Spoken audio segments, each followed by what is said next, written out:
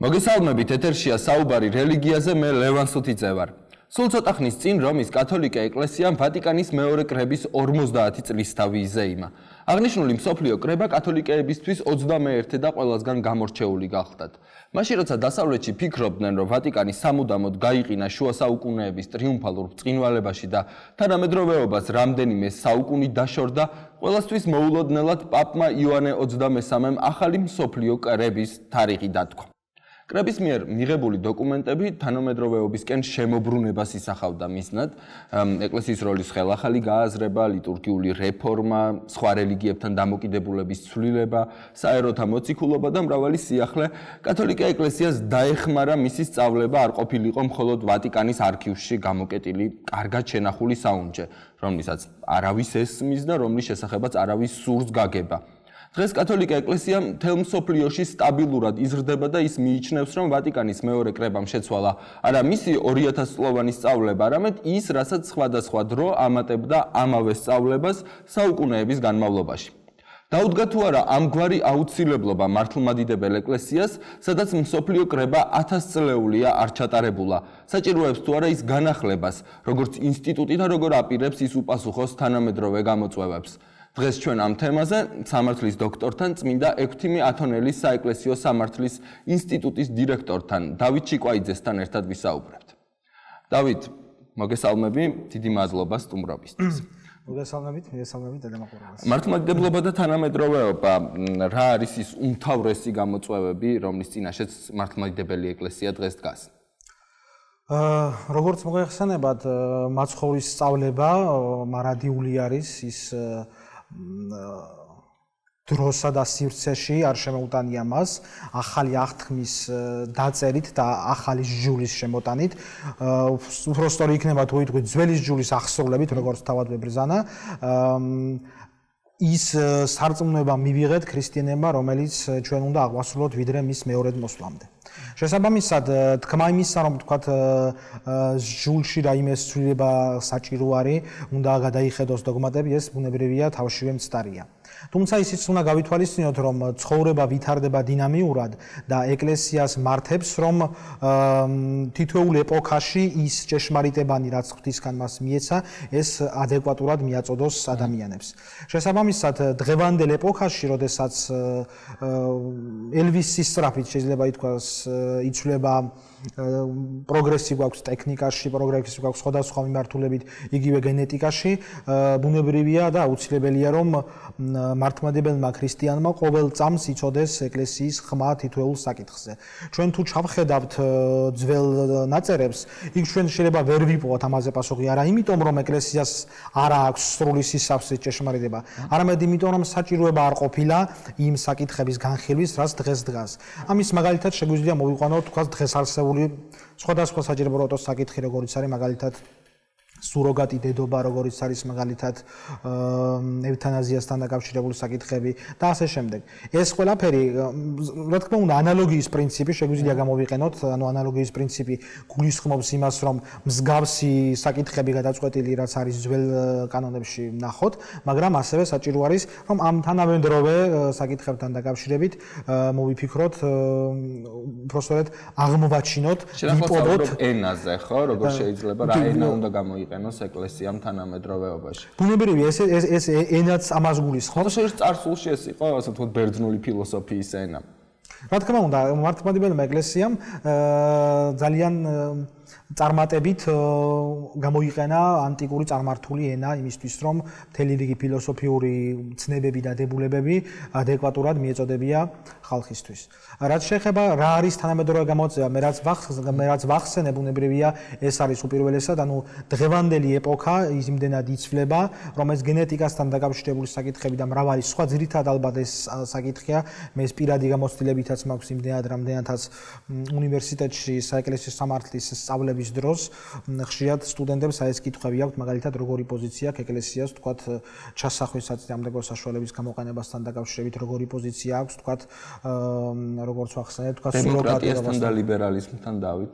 და ასე ამასთან დაკავშირებითაც. ესეც თანამედროვე ანუ სახელმწიფო წყობის ის ფორმაა, რომელიციც ეკლესიას არსებობა უწევს და მას უნდა ჰქონდეს თავის შეხედულება ამასთან დაკავშირებით. და ისე ამობ ეს დოგმატურ სწავლებაში არ არის გადმოცემული, რომ ეს არ არის საღვთო ჭეშმარიტება, თქვა დემოკრატიულ სახელმწიფოს პირობებში იქნება ეკლესია თუ მონათმფლობელური სახელმწიფოს პირობებში. ანუ ეკლესიისთვის არ აქვს მნიშვნელობა რა სახელმწიფო წყობაში უწევს, მას აქვს თავისი მოძღვარი, რომელსაც ის არ ცვლის და მას აქვს კიდე ურთიერთობის წესები, რომელსაც ის ცვლის. მონარქია არ არის რაღაც განსაკუთრებული, ხო, რომელშიც მას ცხოვრება, ასე ვთქვათ, კანონიკურად მიაჩნია, ხოლო დემოკრატიულ სახელმწიფოში რაღაც არ აქვს. არა, ბუნებრივი არ არის ეკლესიისთვის მნიშვნელობა არ აქვს, როგორი წყობის არის, ბუნებრივია, მას შეიძლება ჰქონდეს შეხედულება, რომ რაღაც წყობა უფრო კარგია, ბუნებრივი ეკლესიისთვის უფრო კარგია წყობა, სადაც ვთქვათ, დაცული არის ქრისტიანთა უფლებები, ვთქვათ, ან სადაც თანამედროვე სამყაროში არ არის დაცული ქრისტიანთა უფლებები. არ ვიცი,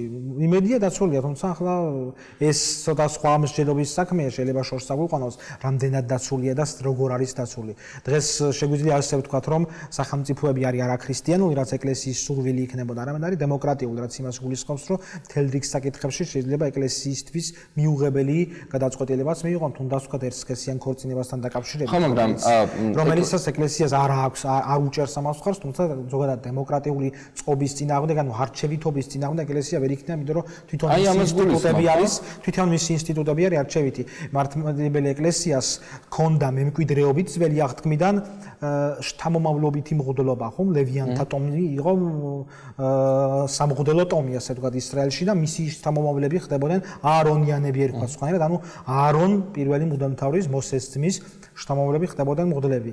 ეკლესიას ეს მემკვიდრეობა ერგო, თუმცა მან სხვა პოზიცია ირჩია, ეს არჩევითობას უკავშირდება, ანუ ის ირჩევს ეკლესიის მეთაურს და ის ირჩევს სხვა, ასე ვთქვათ, ცოტა არამხლად ადეკვატურია რა თუ ითქვი, მაგრამ თანამდებობის პირებს, ანუ მაღალ სასულიერო იერარქიას. თუმცა ისიც უნდა ვთქვათ, ვინ ირჩევს, ასე ვთქვათ, ეკლესიას ამაზეც აქვს თავისი პოზიცია მოგეხსენებათ, ანუ ვთქვათ, გადაწყვეტილებას ამ შემთხვევაში იღებენ ღვთისმსულიერელი იერარქები, ანუ ეკლესიას მიაჩნია, რომ სულიწმინდა მასში მოქმედებს უფრო მეტად, ვთქვათ, ვიდრე ერისკაცი, რომელიც ასევე სულიწმინდის ტაძარია, მაგრამ შეიძლება ისი არ მოქმედებდეს მისი, ვთქვათ, ჯერ ერთი კანონიკური უფლებამოსილების არ ქონის გამო და მეორე ვთქვათ, მისი არასულიერი ცხოვრების გამო. დემოკრატიასთან, ასე ვთქვათ, მართლმადიდებელი ეკლესიის დამოკიდებულების თემა რო ამოვწუროთ და შემდეგ გადავიდეთ სხვა საკითხზე, ხო? აი კონკრეტულად დღეს მართლმადიდებელი ეკლესია როგორ უყურებს დემოკრატიას? მიაჩნია თუ არა, რომ ეს, ასე ვთქვათ, სახელმწიფოს წყობა არის ყველაზე საუკეთესო იმისთვის, რომ ადამიანებმა იმის გამო კი არ იწამონ ქრისტიანობა, რომ აი მეფეს ასე სწამს, არამედ იმის გამო, რომ მათ ასე სწამთ. არა, მონარქიის ასე უტრიებული ფორმით წარმოჩენა ალბათ ეგეც არ არის მართებული, რომ მეფეს სწამს ამიტომ ვიწამოთ. ხო, მაგრამ ანუ ეს არის როცა პოლიტიკაში, ასე ვთქვათ, გატარებულია ქრისტიანული ღირებულებები და კანონი ყოველთვის არის, ასე ვთქვათ, ძალადობის იარაღიც, ხო, მათ შორის. მოდით, მაგაზე ალბათ სახარებას პასუხი არის. იდეალური წყობა სამართლის თეორიაში არსებობს, მოსაზრებულ არ არსებობს. ანუ ყველა წყობა არა, იდეალურზე არც მე მინუსი, ხო. და შესაბამისად მასზე უინსტონ ჩერჩილი ამბობდა, დემოკრატია განსაკუთრებით კარგი არ არის, მაგრამ უბრალოდ ჯერჯერობით უკეთესი ვერაფერი მოვიფიქრეთ. ამ შეიძლება მოვიფიქროთ რამე უკეთესიც და ის იყოს უკეთესი წყობა. ამაზე პასუხი არის მარტივად. მომეცით მონეტა ვისია ხატი და ზედაწერილი კეისრისა და მაშინ მიეცით კეისარს კეისრისა. ვისი მოფიქრებულიც არის, ასე ვთქვათ, სახელმწიფო წყობა, მას მივაგოთ პატივი. ანუ როგორი სახელმწიფო წყობაც გვაქვს, იმ სახელმწიფო წესებით ვიცხოვოთ. ანუ ქრისტიანს რომ მკითხოთ, მისთვის იდეალური სახელმწიფო არის ის, სადაც ის შეძლებს თავის სულის უფრო კარგად გადარჩენას. ეს ალბათ ესაა პასუხი. მოდი გადავიდეთ საეკლესიო, სოფლიო საეკლესიო კრებაზე, ხო? ჩვენ მე დასაწყისში გავიხსენე ვატიკანის მეორე კრება. თუმცა ეს ვალიდური შეიძლება არ იყოს ახლა, როცა მართლმადიდებელ ეკლესიას ვეხებით. 40 წელია დაახლოებით მიმდინარეობს, ასე ვთქვათ, მოსამზადებელი პერიოდი იმისთვის, რომ მართლმადიდებელ ეკლესიაში გაიმართოს დიდი და მსოფლიო კრება. მოდი, გითხარი, რა არის ეს დიდი და მსოფლიო კრება, რა როლი აქვს მას ზოგადად საერთო მართლმადიდებლურ სივრცეში და მიგაჩნია თუ არა შენ სწორად, რომ ის გაიმართოს მსოფლიო პატრიარქს ეს სურს, ფაქტია. ზოგადად მართლმადიდებლური მოძღვრებით სოფლიო კრება არის უმაღლესი ინსტანცია, ასე ვთქვათ, მართლმადიდებლურ ეკლესიაში. ანუ პავლე მოციქულის სიტყვები, რომ ეკლესია არის სვეტი და სიმტკიცე ჭეშმარიტებისა, ყველაზე წარმატებით ვლინდება სოფლიო კრებაში. თუმცა ისიც აღსანიშნავია, რომ სოფლიო კრების მოწვევა არ არის ადმინისტრაციული ფუნქციის მქონე ეკლესიისთვის. ანუ ეს რას გულისხმობს? ჩვენ თუ გადავხედავთ განვლის 7 საეკლესიო კრებას, რომელსაც მართლმადიდებლური ეკლესია აღიარებს. ჩვენ დავინახავთ, რომ არც ერთი კრება არ მოწვეულა არც ადმინისტრაციული მიზნით, არც სხვათა შორის საკანონმდებლო მიზნით. რა თქმა უნდა, არც საკანონმდებლო მიზნით. სოფლიო კრება მოიწვეოდა დოგმატური სწავლების ჩამოსაყალიბებლად, ანუ ისეთი რაღაცისთვის, რასაც უცილობლივ ჭირდება სულიწმიდის ბეჭედი, ანუ სვეტი და სიმტკიცე ჭეშმარიტებისა, სადაც ჭირდება და მართებულად აღნიშნავს ერთ-ერთი თეოლოგი, რომელიც ამბობს, რომ ჩვენ მწვალებლებს უნდა ვუმადლოდეთ, რომ მათმა გამოჩენამ, ასე ვთქვათ, აამაღლა თეოლოგიის ენა. და ეს სოფლიო კრებებმა ამ საკითხების განხილვამ დახვეწა ტერმინოლოგია, ვთქვათ, იქ მონოფიზიტობა, მონოთელიტობისგან გამოიყო და ასე შემდეგ და ასე შემდეგ, ამაზე საუბარი შორს აგვიყვანს. ანუ რაც აღნიშნეთ, რომ კრების ფუნქცია კანონდება არის მეორეული ფუნქცია, იმიტომ რომ ჩვენ მაგალითად ვიცით მეხუთე სოფლიო კრება, რომელსაც კანონები მიღებული არ აქვს. თუმცა ის გაიმართა და მან საკმაოდ მნიშვნელოვანი თემები განიხილა მონოთელიტობასთან დაკავშირებით. თვით მეექვსე სოფლიო კრებასაც კი არ აქვს მიღებული, ჩვენ ვიცით, რომ ეგრეთ წოდებული მეხუთე მეექვსე სოფლიო კრებაც კანონები ეწოდება ხანდახან ტრულის კრების კანონებს უწოდებენ. ეს შემდგომში იმავე კრების მამებმა მიიღეს კანონები და უბრალოდ პატივი მიეგო მას როგორც სოფლიო კრების კანონების. თუმცა მიზანი ეს არ ყოფილა. ანუ რო შევაჯამოთ, ასე ვთქვათ, ეს წინარემსჯელობა დოგმატური საფუძველი უნდა იყოს, ანუ ეკლესიის სწავლების ჩამოყალიბების საფუძველი უნდა იყოს იმისთვის, რომ სოფლიო კრება მოვიწვიოთ. ჩვენ თუ გადავხედავთ იმ დღის წესრიგის საკითხებს, რაც ჟონავს, ასე ვთქვათ, მაღალი იერარქიიდან, რაც შეიძლება განხილული იქნეს ეს არის საერთო მართლმადიდებლური, ასე ვთქვათ, იურისდიქციის პრობლემის მოგვარება, ხო? ანუ ვინ უნდა დამწყემსოს ხალხი იქ, სადაც არც ერთი ეკლესიის იურისდიქცია არ ვრცელდება. მე გავტოკეფალის მინიჭების საკითხი არ არის განსაზღვრული კონსტანტინოპოლის ეკლესიას მიაჩნია, რომ მან უნდა მიაინჯოს, რუსეთის საპატრიარქო მიიჩნევს, რომ დედა ეკლესიასაც შეუძლია მიაინჯოს თავის სიახში წარმოსრობილ ქრისტიან დედაჯგუფებას ავტოკეფალს. რა თქმა უნდა, უკრაინის ბუნებრივი აფხაზეთის სამწუხაროდ პრობლემაც იჩენს აქთამს და ასე შემდეგ. არის იქ თქვა სხვა საკითხი, კალენდარული საკითხი არის და ასე შემდეგ. ანუ ის საკითხები, რაც იქ არის დღის წესრიგში გვაქვს, არც ერთი არ მოიცავს დოგმატურ საკითხს. ამიტომ მე მაგალითად პირადად სამი მიზეზი მაქვს, რის გამოც მიმაჩნია, რომ ეს კრება არ არის მიზანშეწონილი, რომ იქნეს მოწვეული. თუმცა ჩემი პირადი აზრია, ბუნებრივია. პირველი საკითხი არის ის, რომ ჩვენ არ გვაქვს სამწუხაროდ შეიძლება სოფლიო კრების მოწვევის კანონიკურად სრულად განწესებული როგორ უნდა მოვიწვიოთ, ხო? როგორ უნდა იქნეს მოწვეული. ჩვენ ვიცით, რომ იმ პერიოდში, რომ სამ სოფლიო კრებები მოიწვეოდა, მას მოიწვევდა იმპერატორი. ნუ, კათოლიკეების ვერსიით პაპიც, ხო? მას მართალია კათოლიკების ვერსიით პაპი. ანუ, და ბოლოს ვიცით, რომ იმპერატორი ამტკიცებდა ყოველ შემთხვევაში მართლმადიდებლურ ეკლესიას ეს ესე მიაჩნია. შესაბამისად, პირველი საკითხი არის ეს, ანუ ვინ უნდა მოიწვიოს კრება? ბუნებრივია, სოფლიო პატრიარქი მიიჩნევს, რომ ის არის მემკვიდრე ამ, ასე ვთქვათ, უფლებამოსილების. შეიძლება დავეთანხმოთ, მაგრამ ამას სახაპასუხს ვერ გავცემთ, რომ დიახ, ნამდვილად ასეა. ეს ერთი საკითხი. მეორე საკითხი არის ის, რაც მოგახსენეთ უკვე, რომ დოგმატური სწავლების საჭიროება უნდა იყოს. ანუ სოფლიო კრება ხო არ მოიქნება მოწვეული? წარმოიდგინე, დავით, კათოლიკე ეკლესიის მიმართ, პროტესტანტული ეკლესიების მიმართ, მართლმადიდებელი ეკლესიის დამოკიდებულება, ხო, გაჩნდა მრავალი იდეა, თეოლოგიური იდეა, რომელსაც ჭირდება პასუხი, ხო, მართლმადიდებელი ეკლესიის მხრიდან და ეს პასუხი არ არსებობს დიდი ხნის მანძილზე. არ ფიქრობ, რომ ეს საკმარისი მიზეზია იმისთვის, რომ დოგმატური გადაწყვეტილებები იქნეს მიღებული მსოფლიო კრებაზე. აი მაგალითად, შენ იცი მართლმადიდებელი ეკლესიის აზრი, კათოლიკე ეკლესია ასე ვთქვათ, ერესშია თუ უფრო სქიზმაში, ანუ დოგმატურ ცდომილებაშია თუ უბრალოდ განყოფილია ეკლესიისგან. ჩვენ ვიცით ამის ოფიციალური პოზიცია არის სადმე მართლმადიდებელი ეკლესიის. გეტყვით, პირველი საკითხი ეს არის, რაც ვახსენეთ, რომ კათოლიკურ ეკლესიასთან დამოკიდებულება, პროტესტანტულ ეკლესიასთან დამოკიდებულება ჩვენ გვაქვს სოფლიო კრებების კანონებში. მას შეიძლება რომის ეკლესიას დამოკიდებულება არ ვქია, მაგრამ იქ არის მაგალითად მითითებული 60 ქულო ტრადიციის ეკლესიასთან როგორ უნდა ქონდეს დამოკიდებულება, რომელიც განსხვავებულად ასწავლის, როგორ უნდა ქონდეს არა 60 ქულო ტრადიციის ეკლესიასთან ურთიერთობა. ეს მოცემული გვაქვს. ხო, მაგრამ აი მარიანული დოგმატები არსებობს, ხო? მთელი რიგი ფილიოკრე, რომელზეც ეკლესიას არ უმსჯელია, ხო? ხა ჩვენ შეგვიძლია ინტერპრეტაცია მოვახდინოთ რაიმე გვარად, ხო? ნიკია კონსტანტინოპოლის მრწამსის, მაგრამ საერთო მართლმადიდებლური აზრი აი ესეთ მაღალ დონეზე ფილიოკვესთან დაკავშირებით არ გამოთქმულა და სწორედ ამიტომ აი მაგალითად ამბობენ, რომ აი ეს დამატება, ხო? ან აუცილებელი განსაზღვრება, როგორც კათოლიკეები მიიჩნევენ მრწამსში, მომას მიაჩნია მოხსნილ პრობლემად, იმიტომ რომ ამაზე ეკლესიას არ უმსჯელია.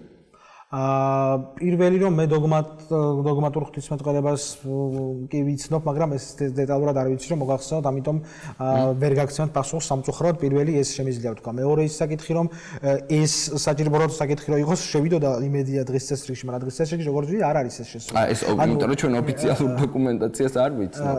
და მესამე საკითხი ეს არის რომ ამ ფილიოკვესთან დაკავშირებით მაგალითად პირადად რომის პაპი და სოფლიო პატრიარქი აწარმოებენ დიალოგს და იმცით რომ ამას წინათ რომის პაპმა სოფლიო პატრიარქთან წარმოთქვა მწამსი ფილიოკვეს გარეშე. ხო, კათოლიკე ეკლესია მიიჩნევს რომ ფილიოკვე არის აუცილებელი განსაზღვრება და მას პრობლემა საერთოდ არ აქვს ის იქნება თუ არა მწამსში, ასე ვთქვათ, ფორმულაში, ასე ვთქვათ.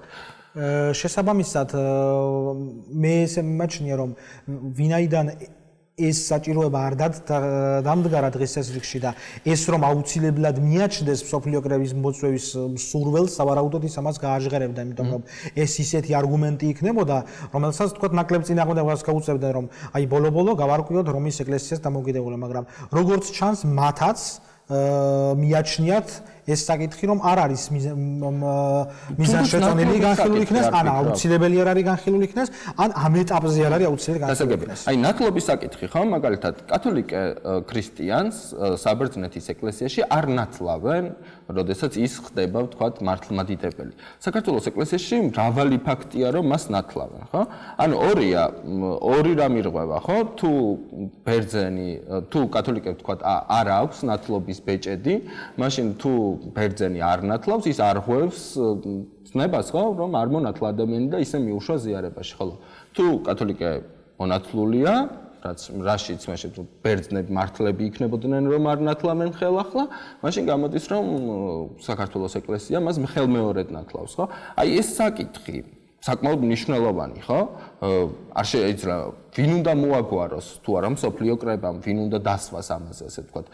ამას ვამბობ, რომ აი თანამედროვე სამყაროში ეს ინტერპრეტაციები საჭიროა, ხო? ჩვენ შეგვიძლია კანონების ინტერპრეტაცია, ცალკეულ ეკლესიებს შეუძლიათ მსოფლიო კრებების კანონების ინტერპრეტაცია, მაგრამ ეს ინტერპრეტაცია რომ მსოფლიო კრებამ განახორციელოს, მაშინ ეს რაღაც საერთო სივრცეში შევდივართ, ხო? საერთო, ასე ვთქვათ, სწავლებით და ადმინისტრაციული წესებით. რა შეიძლება საქმე ეგ საკითხი მაგალითად რაც ნათლობასთან დაკავშირებით არის საქართველოს ეკლესიაში გამოიყენება ანალოგიის პრინციპი რაც არის სომხეთის ეკლესიასთან დაკავშირებით მოგეხსენებათ დროის რუბნის ეკლესიის განწესის თანახმად რომელიც ამბობს რომ სომხური ეკლესიის წარმომადგენლები უნდა მოინათლონ ხელახლა არის რა სომხური ეკლესია 60 კილო ტრადიციის საქართველოს მართლმადიდებელი ეკლესია ამ კანონს განავრცობს სხვა ასე ვთქვათ 60 კილო ტრადიციის ეკლესიებზეც ანუ ეს არის ადგილობრივი ტრადიცია იმ ლოგიკაში არა მას სხვა ლოგიკა აქვს მეორე ლოგიკა მდგომარეობს იმაში რომ ეს არის ტრადიცია ფაქტია რომ რომის ეკლესიის მიერ შესრულებულ ნათლობას საბერძნეთის მართლმადიდებელი ეკლესია არ იღებს სრულად ანუ მას მიიჩნევს ნაკლულად შესრულებულად და ის მცირედით ნაკლულად ზოგიერთი მირონცხების გარეშე იღებს უბრალოდ სინანულით იღებს მირონცხების გარეშე ამსმენია მე ვიცი რომ იღებს მირონცხებით თუ ის არის თუ არ იყო ნათლული მართლმადიდებელი ეკლესიაში და მე არ გადავიდა იქ და მე დაბრუნდა ანუ თუ თავიდანვე რომის ეკლესიის მიერ იყო ნათლული მინიმუმ მირონცხება უნდა შესრულდეს მის მიმართ. ეს სხვათა შორის ქართულ ენაზე ნათარგმნი არის პანაიოტის ბუმისის კანონიკური სამართალი, ანუ ის ასე ვთქვათ აღიარებული ავტორი არის ბერძნებს შორის და მასსაც ასე უწერია თავის სიგში რომ უნდა შესრულდეს. ბერძნები მაგალითად იყენებენ ეგრეთ წოდებულ აერონათლობას. ანუ იმ შემთხვევაში თუ ბავშვი იღუპება და წყალთან არ აქვს ასე ვთქვათ შეხება, ამ შემთხვევაში ჰაერში სამგზის ატაცებით მონათლო. ეს როგორც მიც მიწით, ხო? ეს ხო მიწით. ჩემი აზრით ვთქვათ, ეს ახლა ამ ლოგიკით შეგვიძლია ვთქვათ, რომელი არის ორი არც ერთი, ეს არის ეკონომია, ანუ გადახვევა ძირითადი წესიდან ნათლობის, რომელიც არის კაცთა სიყვარულისგან, ანუ შაბათისათვის კაცი რომ არ არის შექმნილი და პირიქით შაბათი რო არის კაცისთვის შექმნილი, ამ პრინციპით მართლმადიდებელი ეკლესია უშვებს გამონაკლის და ამ გამონაკლის საბერძნეთის ეკლესია უშვებს აერონათლობით და ჩვენთან ვთქვათ არის მიწით ან ქვიშით. ანუ ეს არ არის ხო აქ არსებითი, ანუ აქ არის არსებითი ის რომ გამონაკლისი არის. ისევე არის რომის მიერ შესრულებულ ნათლობასთან დაკავშირებით.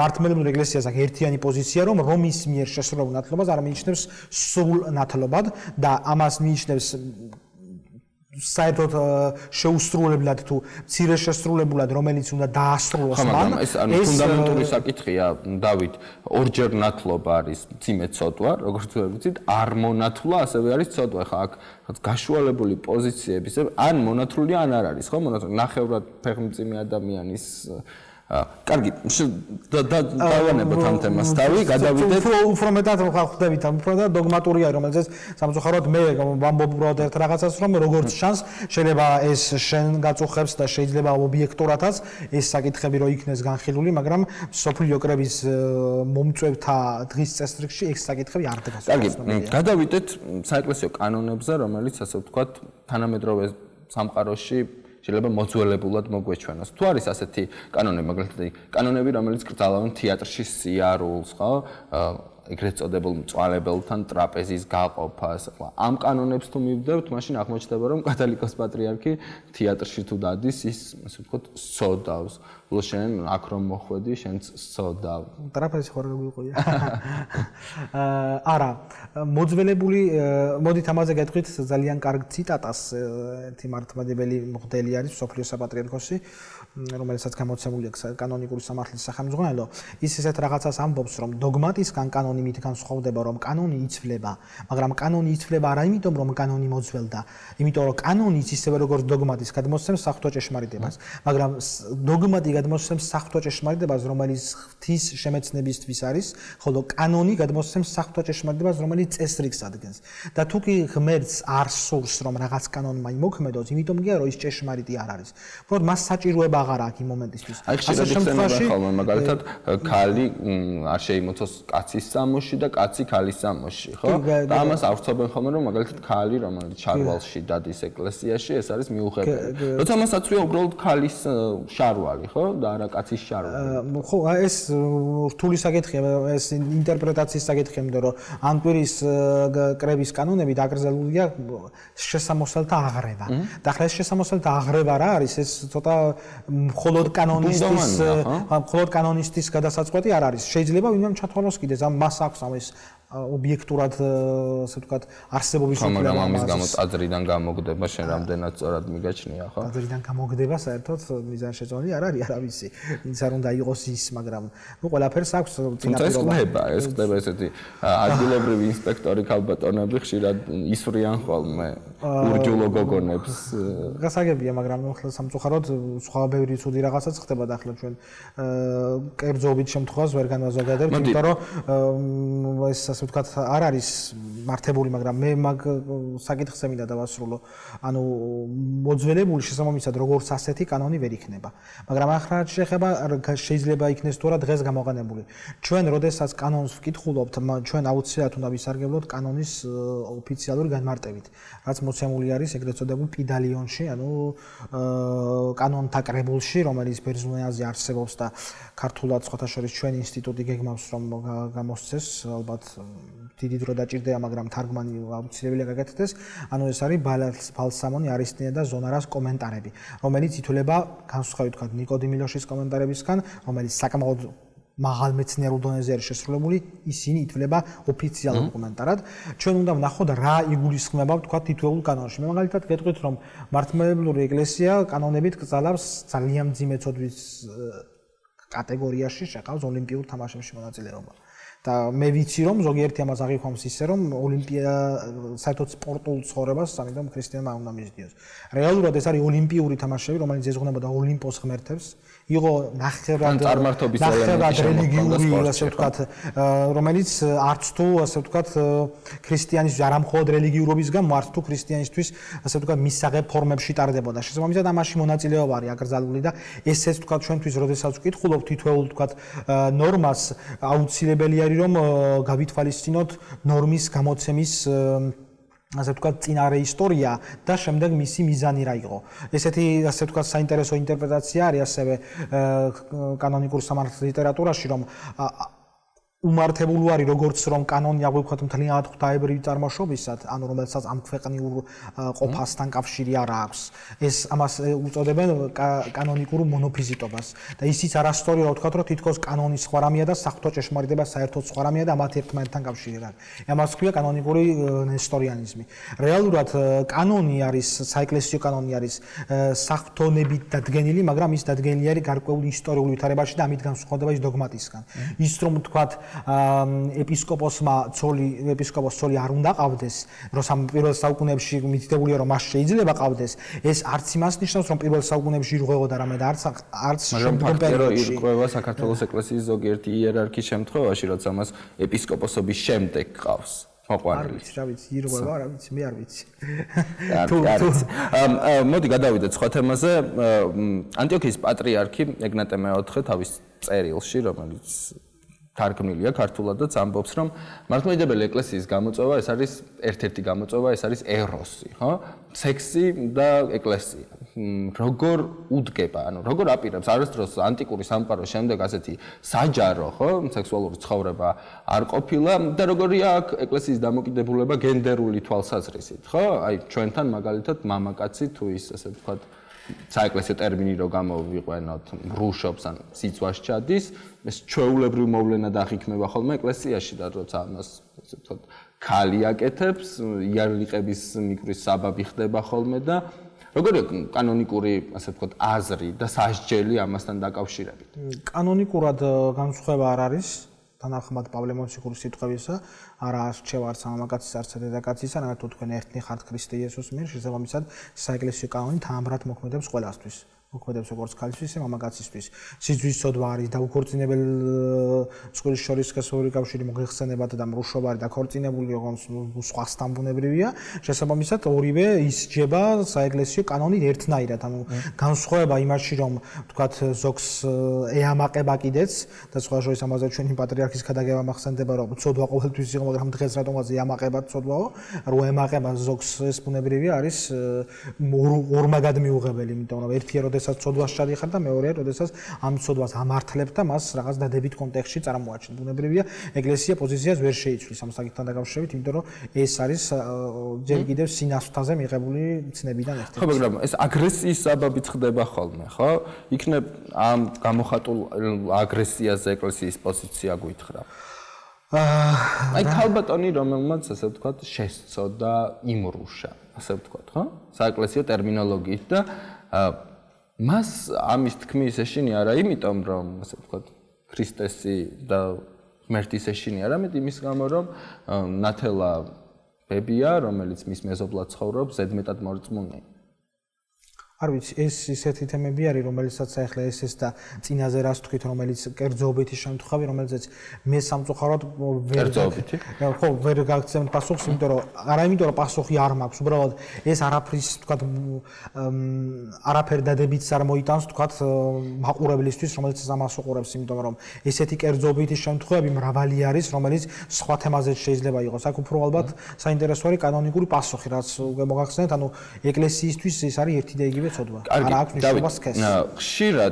მართლმადიდებელ ეკლესიას საყვედურობენ, რომ ის, ასე ვთქვათ, მასში საერო ცხოვრებაში ძალიან შემოიჭრა, ასე ვთქვათ, მონასტრული ცხოვრება, ხო? ასკეზა, რომელიც ბერმონაზმნებისთვის უფრო დამახასიათებელი, ვიდრე საერო ადამიანებისთვის და საუბრობენ, ასე ვთქვათ, ეს აიხსახება მარხვის წესზე, ასე ვთქვათ, ჩაცმულობაზეც კი, ხო? როგორია კანონიკის დამოკიდებულება აქ ზოგადად დღევანდელი სიტუაცია ეკლესიაში არის თუ არა ასე ვთქვათ მონასტრული მარხვასთან დაკავშირებით ჩვენ არაფერ სამონასტრო წესზე არ ვართ, ანუ ის რომ ჩვენ მარხულობთ იმ დადგენილ წესის, რაც ჩვენთან არის, ანუ რძის პროდუქტებს და ხორცოვულ პროდუქტებს არ ვიღებთ მარხვის პერიოდში და რაღაც პერიოდში დაშვებული არის თევზის მიღება, ეს იდენტური არის იმისი, რაც ირისკაცებისთვის იყო ადრე, იქ მცირე სხვაობა არის თევზთან დაკავშირებით, იქ არის თქვათ რომ თქვათ ზოგიერთ მამას უწერია თევზის უფრო მეტად დაშვების შესახებ, ზოგს უფრო ნაკლებად, მაგრამ თევზს თუ ავიღებთ როგორც ასეც საეკლესიო ასე ვთქვათ ტრადიციით თევზის სამარხო პროდუქტად ითვლება როგორც ასეთი, ანუ თევზის მიღება ითვლება არა მარხვის დარღვევად, თუნდაც მარხვაში არ იყოს თევზი დაშვებული, არამედ ითვლება უმართებულო მარხვად, ასე რომ ვთქვათ. ამიტომ ამ ხრივ მე ვერ ვიტყვი, რომ ან ჩაცმულობასთან დაკავშირებით, რა ვიცი, ალბათ ჩაცმულობაზეც, მე მგონი მეტნაკლებად საქართველოში ქუჩაში რომ დავდივართ, მეტნაკლებად ახლა ქრისტიანს ზოგადად მოკრძალებული ჩაცმა ისედაც მართებს ახლა რაღაც ძალიან გამოუწევად არ უნდა იყოს, მაგრამ ამაზე ვერ ვიტყვი. ჩვენ სამონასტრო წესთან უფრო ახლოს შეიძლება ვართ ლოცვითი კანონთან დაკავშირებით, იმიტომ რომ ამას თავისი მიზეზი აქვს. მოგეხსენებათ შუა საუკუნეებში წერა-კითხვა საერო პირთაგან თავადაზნაურობამ თუ იცოდა და ისის ნაწილმა. ანუ ის თქვა პირად ლოცვებს, რასაც ჩვენ დღეს ვკითხულობთ, ისინი მარტივი მიზეზის გამო ვერ წაიგითხავდნენ, იმიტომ რომ მათ ეს არ იცოდნენ, კითხვა არ იცოდნენ. მაგრამ ისე თუმცა იქ იყო თქვენიცით მღვდელს მიაბარებდნენ ხოლმე და ქრისტიანთვის აუცილებელი მთელი ლოცვებს, რომელიც ნამდვილად არ ვიცი ზუსტად რეები იყო, მაგრამ იქ იყო სავარაუდო დასაწყისი ლოცვები 50-ათებს სამუნ, 90-ათებს სამუნ, დილა საღამოს ლოცვები. ამებს ბუნებრივია სწავლობდნენ, თქვა ზიარების წინა ლოცვებს ტაძარში უსმენდნენ. და ასე შემდეგ. ანუ ერთ-ერთი ამ საკითხზე შეგვიძლია ვთქვათ, რომ უფრო მეტად არის, მაგრამ ეს ლოგიკურიც არის, იმიტომ რომ კაცობრიობა თვითონ როგორც ასეთი უფრო მეტად განათლებული დღეს და მე მგონი ის უფრო არასწორი იქნებოდა თუ ვიტყოდით როგორც ვთქვათ ადრე იყო რომ მრევლს მოეთხოვება მხოლოდ მამაოჩვენოს ცოდნა. ალბათ მე პირიქით ეს იქნებოდა არასწორი და ის რაღაც ლოცვითი კანონი ალბათ უფრო უნდა უფრო მეტად გავახშიროთ, გავააქტიუროთ ვიდრე საერთოდ. შემდეგ კითხვაზე გადავალ, მოდი, რა არის ის მიზეზი, რის გამოც ადამიანები, ასე ვთქვათ, ეკლესიიდან შეიძლება წავიდნენ ან არ მივიდნენ? ეკლესიაში. ვინ არის საბოლოოდ ეკლესიის მტერი, ამაზე ხშირად საუბრობენ, ხო? ის, ვინც ასე ვთქვათ, ქრისტეს სახელს არცხვენს საკუთარი ქმედებით, თუ ის, ვინც მას ასე ვთქვათ, აკრიტიკებს, ლანძღავს ან უბრალოდ ებრძვის. საბოლოოდ რა უფრო დიდ რომელმა უფრო შეიძლება დიდი ზიანი მიაყენოს ეკლესიას? თუ ჩემგან ვთქვათ, ითხოვდით მოკლე პასუხს, რომელმა, ვიტყოდი, ვინც ღვთის სახელით ჩადის ცოდვას, თუ მოკლე პასუხს. მაგრამ თუ განმავცოთ მე ამ კრიტიკასთან დაკავშირებით, კარგია რომ მკითხეთ, იმიტომ რომ ეკლესიას აქვს ესეთი უცნაური ლოგიკა, შეიძლება ესე ვთქვათ, ჩვეულებრივი ადამიანური აზროვნებისთვის. ეს ლოგიკა გადმოცემული არის მეორე სოფლიო კრების კანონებში, სადაც აღწერილია, ვინ შეიძლება იყოს საეკლესიო ბრალმდებელი. საერთოდ საეკლესიო სასამართლოში ბრალდება შეიძლება იყოს ორი სახის, ეს არის საერო და საეკლესიო. საერო ბრალდება არის ქმედება, რომელიც ნებისმიერმა ადამიანმა შეიძლება საყმსარებლობის მიუხედავად, საეკლესიო ბრალდება არის, რომელიც ეხება საეკლესიო ცხოვრებას და მისი ჩამდენი არის მხოლოდ და მხოლოდ, ანუ სხვა საყმსარებლობის ადამიანი იმ ცოდვას ვერ ჩაიდენს. იმიტომ რომ იმის ცოდვა თუ ასე გავიტყვით, არის ერთადერთი რომ ის ქრისტიანი არ არის. დანარჩენ დეტალებში მას ასე ვთქვათ, ეკლესია არ ეძიებს მის ქმედებას, ხომ? საეკლესიო ბრალდება ეს არის ყველაზე საინტერესო, რომ საეკლესიო ბრალდება არ შეიძლება მიღებული იქნეს წვალებლისგან, სქიზმატისგან, უზიარებლისგან, ეკლესიაში ეკლესიიდან განდგომილისგან და ყველა იმ ადამიანისგან, ვინც თავს არ მიიჩნევს ეკლესიის შვილად.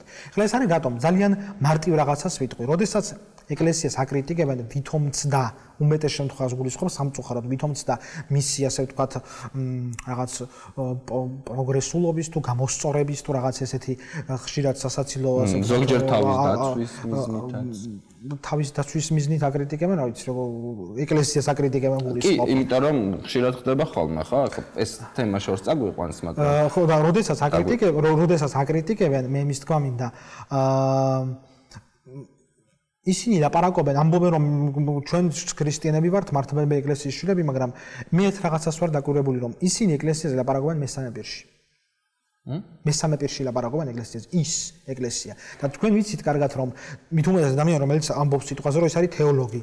მან ელემენტარული მე მგონი ის უნდა იცოდეს, რომ ეკლესია არის ყოველი ქრისტიანის ჩვენ შემთხვევაში მართლმადიდებელი ლაპარაკობს ის იმ არა, მე ამბობ, მე ამას ხშირად ვარ დაკვირვებული და ის თქვა მინდა რომელი ადამიანი რომელიც მიიჩნევს თავს რომ ის არის ეკლესიის შვილი ის მესამე პირში ეკლესიას ვერ ეპარებს იმიტომ რომ ის არის თავისი ეს ერთი და მეორე საკითხი რატომ არის ეს ლოგიკა ეკლესიაში რომ თუ სიტყვაზე იცის მაგალითად მუსლიმმა მაგალითად რომ მღვდელი არასწორად ატარებს ცირვალოცვას ხო შეიძლება იცოდეს განათლება დღევანდელ პერიოდში მით უმეტეს განათლების მიღება მგონი პრობლემა არ არის ის ვერ იქნება საეკლესიო მბრალდებელი ხო საეკლესიო სასამართლოზე რატომ ვერ იქნება ეს არის მათ ლოგიკა რა არის ამაში რატო არის ეკლესიისთვის მიუღებელი რომ მან ბრალი დასდოს მას თუ შეუძლია რომ მაგალითად საეკლესიო სასამართლო უშუალოს ეპისკოპოსს რომელმაც რაღაც საერო წესი დაარღვია მაგალითად იქურდა რატომ მას შეუძლია მას რომ იშილოს იმავე საეკლესიო სასამართლოში და თქვას რომ იცით თქვენი ეპისკოპოსი არასწორად ატარებს ცირვას იმიტომ რომ ეკლესიისთვის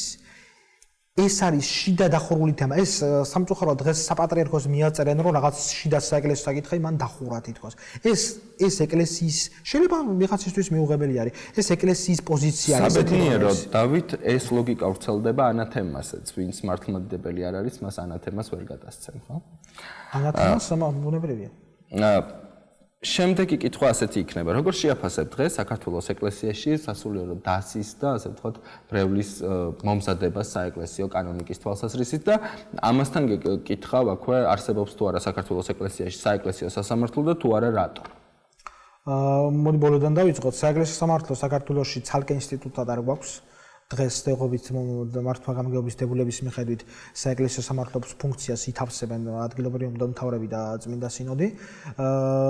არ არის იმიტომ რომ აქედან კარგი კითხვაა გადასვლა შემდეგ მათი მომზადება როგორი. სწორად ალბათ ეს არის საეკლესიო თქვათ მოძღვრება ბრევლში აქტიურ მომრებს გულისხმობ დაინტერესებულ მომრებს გულისხმობ მეტნაკლებად არის რასაც ვერ ვიტყვით კანონიკის ცოდნაზე სამწუხაროდ მე მინდა ვთქვა რომ ეს ჩემი ასე ვთქვათ ჩემ მეგობრების მიერ დაარსებული ინსტიტუტი რომელიც თქვენ გადაცემის დასაწყისში ახსენეთ მიზნად ისახავს ერთ-ერთ მიზნად რომ ასე ვთქვათ ხელი შეუწყოს საეკლესიო კანონების თუ შეიძლება ასე ვთქვათ პოპულარიზებას საქართველოს ეკლესიის მრევლში დიდი მადლობა დავით საინტერესო საუბრისთვის მე იმედი მაქვს რომ ამავალშიც გვექნება შესაძლებლობა ვისაუბრო და მე იმედი მაქვს რომ სხვა მართლმადიდებელი ქრისტიანებიც ასე ვთქვათ მოგბაძავენ და მოვლენ ჩემთან გადაცემაში. მადლობა. საუბარი რელიგიაზე ამით დასრულებულია. ჩვენ ერთმანეთს მომავალ 4 შაბათს შევხვდებით. გმადლობთ რომ გვიყურეთ.